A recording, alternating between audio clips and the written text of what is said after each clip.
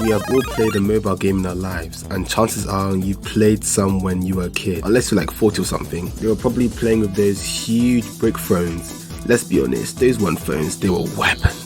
The first game we are talking about here is Cut the Rope. Now, Cut the Rope was too cold growing up, and I believe that Cut the Rope was single-handedly the reason I have a 200 plus IQ today. If you didn't know, Cut the Rope is a game where the goal is to get the candy to this little guy's mouth. His name is Omno.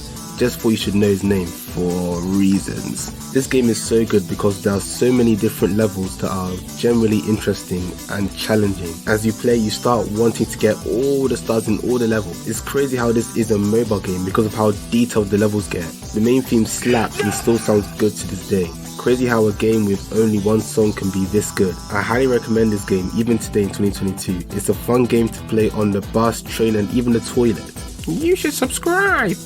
Anyway, the next game is Angry Birds Go. Sadly, this game is no longer available. It got sent to the Shadow Realm by the boys at Rovio. Yeah, so this game was basically Mario Kart with Angry Birds. I know that doesn't make this game sound too good, but hear me out. This game was a lot of fun growing up and I would spend hours on the game. There was a large array of characters. You know, the usual Bomb, Red, Chuck, the Blues, everyone. And they all have their own unique powers and that can have a big impact on races. There were a good amount of cars you could choose from. And of course, all those impacts their stats. Oh, like in Mario Kart. Chill, it's different. Kind of. There were also missions just like in Mario.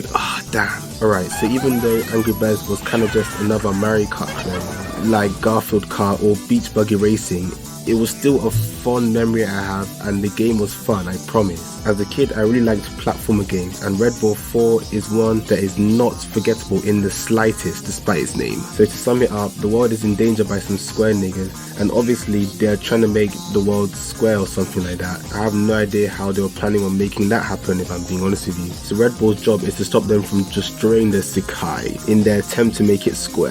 This game is a W because just like Cut the Rope, it has many different levels that all feel unique. I also love some of the areas Red Bull has to travel to. 1 minute he's underground and the next he's in space. It's pretty litty. This is another game with good music as I guarantee your ears will be very happy while playing this game. Have you guys heard of a company called Outfit 7? No. Well, I bet you've heard of Talking Tom. Outfit 7 is the company that makes Talking Tom. Well, looks like you've learned something new today. The game I'm talking about specifically is Talking Tom Gold Run. All you have to do is run and collect gold. Pretty simple, right? The thing I really liked about Talking Tom Gold Run is that there is a sense of progression in the game, which is kind of hard to accomplish in an endless run-up. So you start off with one character, Tom, and your objective is to build another character's house using the gold you collect by playing the game. And once you finish building their house, you unlock the character who owns the house. The game gets harder as you go on due to the game getting faster and the obstacles getting more wild. I bet you're expecting me to talk about Subway Surfers, but to be honest, it's not a game I played a lot. I still played it, but Cut the Rope and Red Bull solo in every way. Plus, I like Talking Tom way more. Tell me why it takes 10 years to unlock characters in Subway Surfers, bro.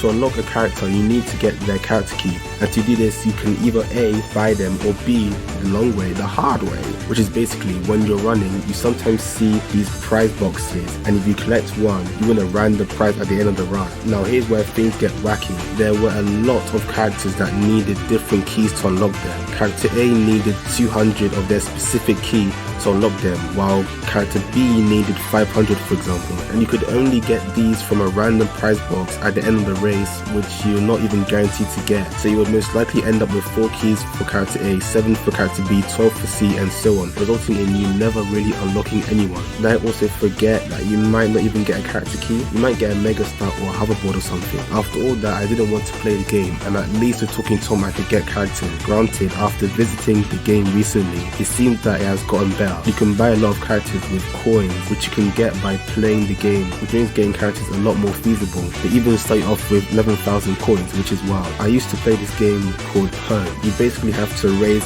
human waste to become an upstanding member of society. I had a lot of fun with the mini games, I won't lie. This is one of those games that was fun as a kid but didn't age well. Check it out if you want, but don't expect an Oscar worthy game or anything. Fruit Ninja went hard as a kid. Not only was the game fun, I really liked the mode where you could burst someone and see who could cut the most fruit. You already know your boy was taking most of the W's. As a kid I didn't really eat fruit, so it was nice to cut them up instead of eating them. There are many more games I want to talk about, but I feel this video is getting kinda long, So I'm gonna make a part 2 if y'all like this one. Also, my bad if my voice sounds kind of weird right now. Came down with something in the winter or something.